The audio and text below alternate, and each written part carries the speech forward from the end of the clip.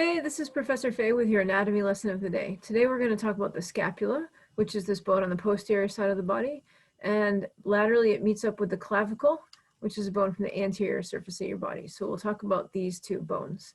Notice that the clavicle meets up with the manubrium of the sternum, so that's its anterior articulation point.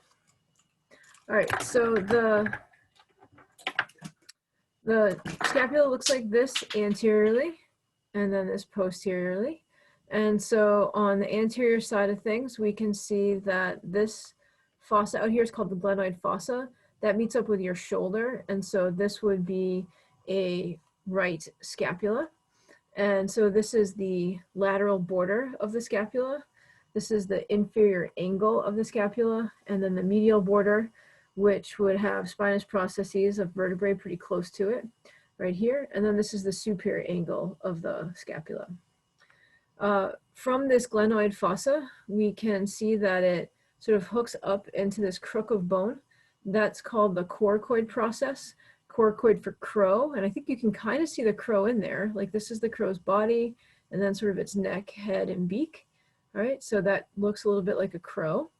And then there's also the acromion process, which is right here. It looks a little bit like a hockey stick to me. All right.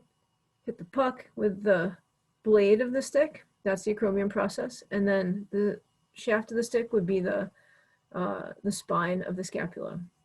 There's a groove up here called the supraspinous fossa, and then here called the infraspinous fossa. Muscles are going to sit in here. And then also on the anterior side, this is called the subscapular fossa. Another muscle would sit in here. On the clavicle, we've got just a sternal end and an acromial end. So the acromial end looks like a hockey stick blade too. So those two ends will actually pair up with each other, sort of like this. All right, so you put the hockey stick blades together, and then you've got the clavicular end, which is a rounded, kind of thick end of the clavicle. To tell the clavicle right from left, I always look for the conoid tubercle, which is on the inferior surface of the clavicle. It's this big bump here.